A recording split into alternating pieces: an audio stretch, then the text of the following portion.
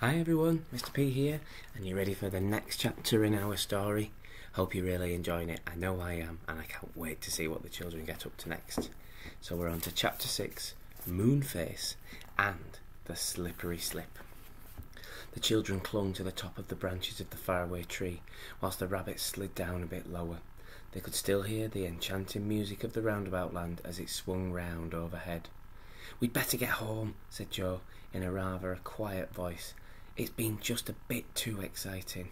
"Come on then," said Beth, beginning to climb down. "It'll be easier to get down than it was to climb up." But Franny was very tired. She began to cry as she clung to her branch.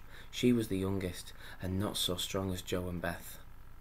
"I shall fall," she wept. "I know I shall fall." Joe and Beth looked at one another in alarm. This would never do. There was such a long way to fall. "Dear Franny, you simply must try," said Joe gently. "We've got to get home safely." But Franny clung to her branch and wept great tears. The two rabbits looked at her, most upset. One put his paw into her hand. "I'll help you," he said. But Franny wouldn't be helped. She was tired out and afraid of everything now. She wept so loudly that two birds nearby flew off in fright. Just as the others were really in despair, a small door flew open in the trunk of the tree not far below, and a round, moon-like face looked out. "Hey there, what's the matter?" shouted the moon-faced person. "A fellow can't get any sleep at all with all that awful noise going on." Franny stopped crying and looked at Moonface in surprise. "I'm crying because I'm frightened of climbing down the tree," she said. "I'm sorry I woke you up."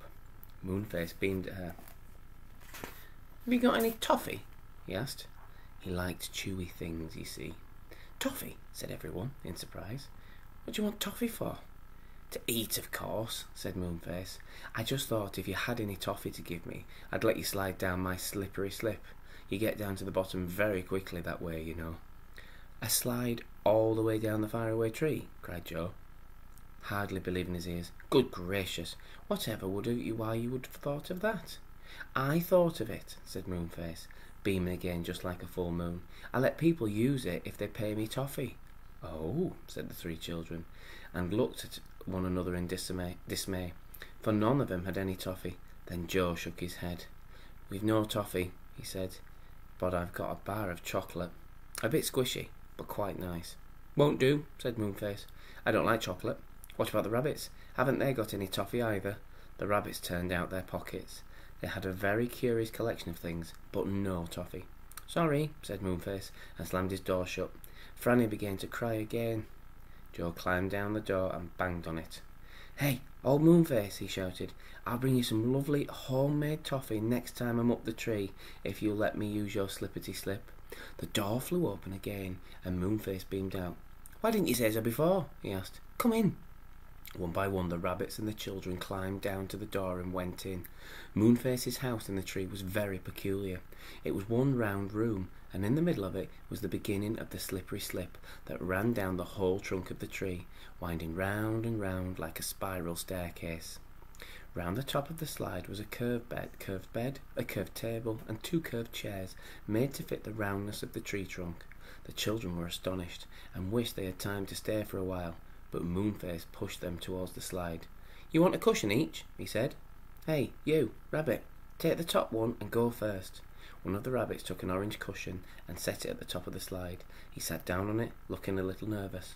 "Go on, hurry up," Moonface said. "You don't want to stay all night, do you?" He gave the rabbit a hard push, and the rabbit slid down the slippity slip at a tremendous pace, his whiskers and ears blown backwards. Joe thought it looked a lovely thing to do. He went next. He took a blue cushion, sat on it at the top of the slide, and pushed off. Down he went on his cushion, his hair streaming backwards. Round and round and round went the slippity slip inside the enormous old tree trunk. It was quite dark and silent, and lasted a very long time, for the faraway tree was tremendously tall. Joe enjoyed every second. When he came to the bottom, his feet touched a sort of trap-door in the trunk at the foot of the tree, and the trap flew open. Joe shot out and landed on a big tuft of green moss which was grown there to make a soft landing place. He sat there, out of breath. Then he got up quickly, for he didn't want Beth or Franny landing on top of him. Beth went next. She flew down on a fat pink cushion, gasping for breath, for she went so fast. Then Franny went on a green cushion, and then the other rabbit. One by one they shot out of the little trap-door, which closed itself tightly as soon as the slider had gone through. They all sat on the ground, getting their breath and laughing, for it really was funny to shoot down inside a tree on a cushion. The rabbits stood up first. "We'd better be going," they said. "So pleased to have met you." They disappeared down the nearest burrow, and the children waved goodbye. Then Joe stood up. "Come on," he said. "We really must get home. Goodness knows what the time is." "Oh, what a lovely way of getting down the Faraway tree that was," said Beth, jumping to her feet.